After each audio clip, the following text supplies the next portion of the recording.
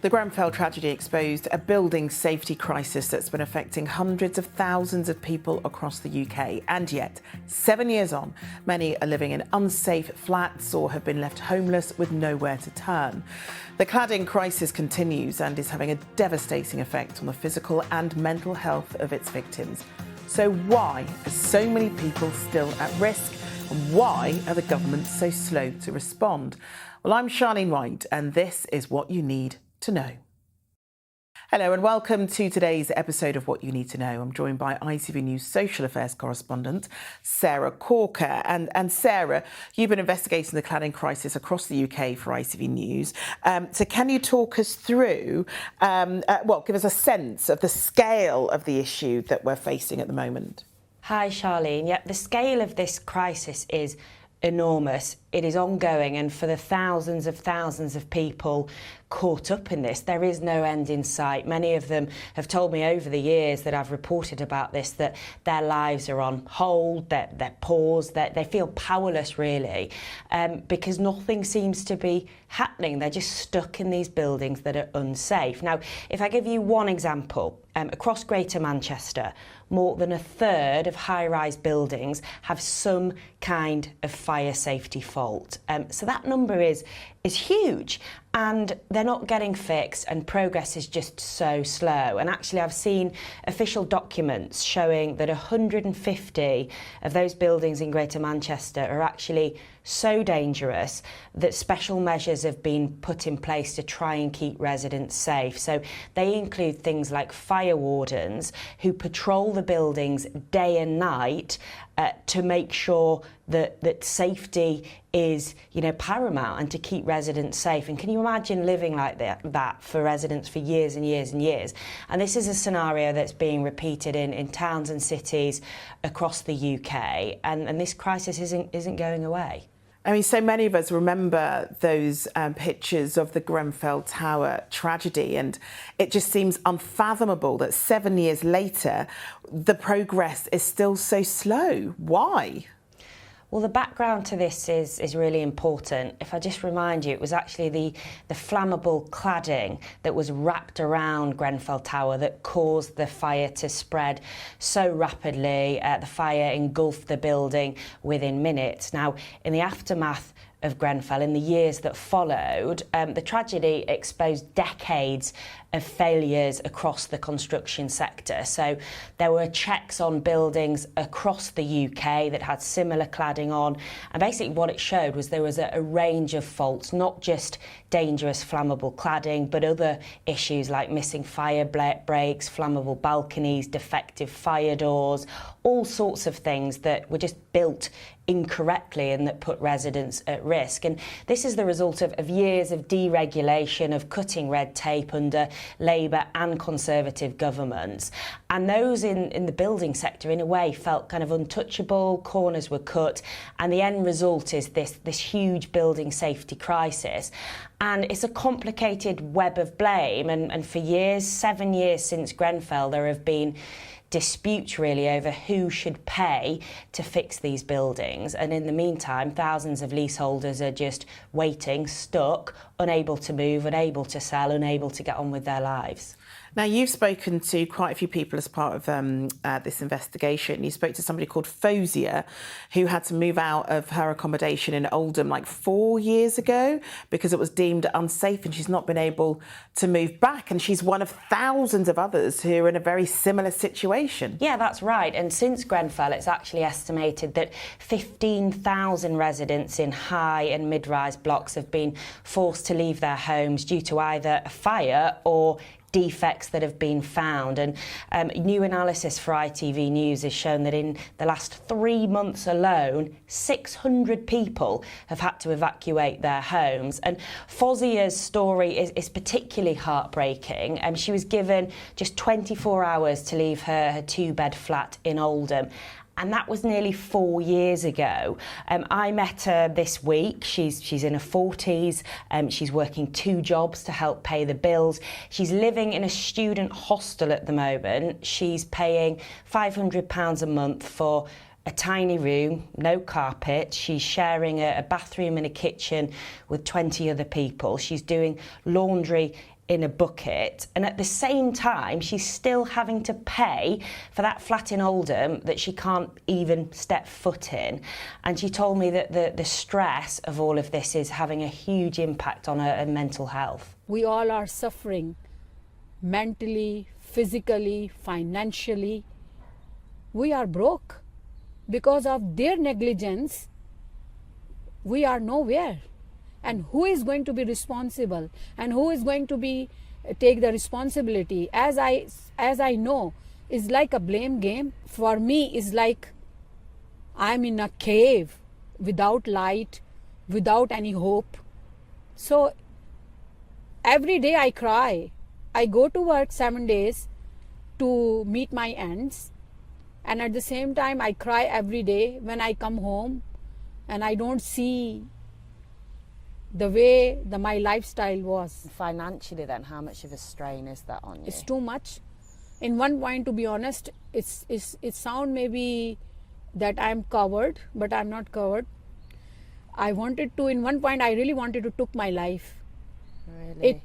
Yes, I've been through that stress. They've talked about the financial impact on Fozia, and she isn't the only one, as you've inferred. And you've also spoken to someone else who had to move out of accommodation in Salford under very similar circumstances and hasn't been allowed in.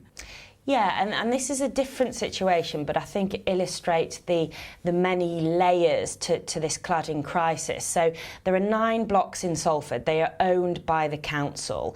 And after Grenfell, the dangerous cladding was removed pretty quickly. And at first, residents felt really relieved. They felt reassured that they were safe. But then they were left. The cladding wasn't replaced. And what this material actually did was it retained heat. It acted as insulation.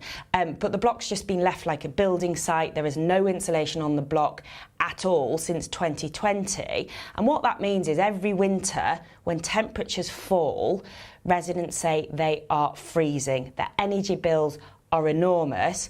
I met Eddie Farrell this week, who showed me around his property. His building is surrounded in sheeting, in scaffolding. There's very little daylight, and it's making him miserable. He also showed me the ceilings on all of the floors have been stripped because they wanted to put in a sprinkler system. It's been like that for a year. There are wires hanging down all over the place. He feels unsafe, freezing and miserable. Have a listen to what he's got to say. Yeah. You can't really see out of those. No, it is a building site, but for the tenants it feels like a living hell.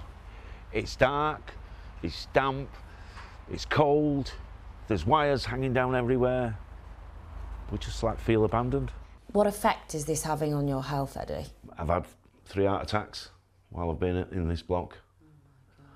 It's stress, yeah, a lot of stress. Yeah, he talks about the health implications there. Now, let's look at these figures. An estimated 3.2 million people are struggling to sell their flats because of cladding issues, many of whom were told that mortgage lenders would help them on cladding-affected flats. So has that actually happened? No, in many cases. And I think, again, the issue is that until this remediation work is completed, many of the buildings are unsellable and often valued at zero, so it's difficult to get a mortgage. And when there are disputes around who will pay for the work, that just causes delay after delay. And over the years, I've spoken to many families who have simply outgrown their flats. When they purchased them, for example, there were maybe a couple. Since then, they've had children, they've grown, their families have grown in size, but they're still stuck in some cases 1-bed flats, cramped, overcrowded conditions.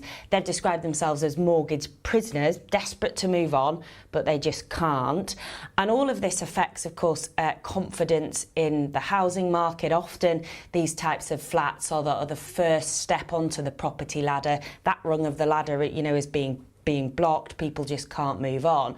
But also, being a leaseholder in one of these buildings isn't particularly desirable at the moment, as you can expect. So there's then not the demand for these flats, so it's difficult to sell. I think all this illustrates just the knock-on impact that this is having across the housing market.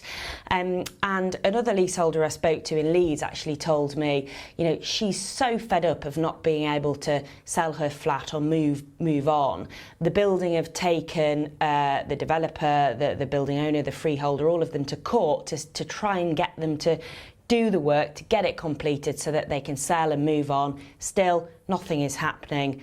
They're just waiting. Again, these feelings of just feeling completely powerless, that is something that is reiterated time and time again when I meet these people across the country. Yeah, it's a really, really difficult situation for so many people. Because they're feeling stuck, and for a lot of them, they're still at risk.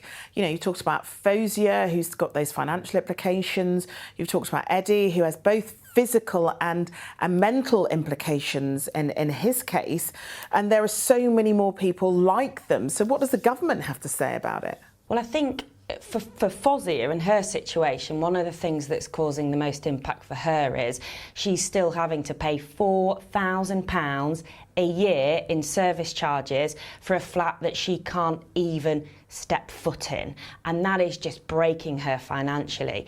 Eddie's situation is slightly different because obviously he lives in social housing. He just feels like he has no control over his life. The work just is taking far too long to complete. He is just stuck there, and it's having a huge impact on his health. So we put all of these issues to the government, raising these concerns, this feeling that people across the country just feel completely abandoned. And the Housing Secretary, Angela Rayner, has said it's just not acceptable that so many buildings still have unsafe cladding. The work isn't being done quickly enough, and she's personally promised to put pressure on developers to carry out the work needed to make buildings safe. She's written to local leaders in areas where there are a large number of buildings that are affected to say, you need to have an action plan, you need to put pressure on the freeholders and the building owners to do the right thing. Now, the government has also set up a number of funding schemes to help pay for this remediation work, for the removal of the cladding, and that's in a scenario where a developer or a building owner can't or won't pay. So there is funding there, but one of the issues is it's just taking so long to get this funding allocated.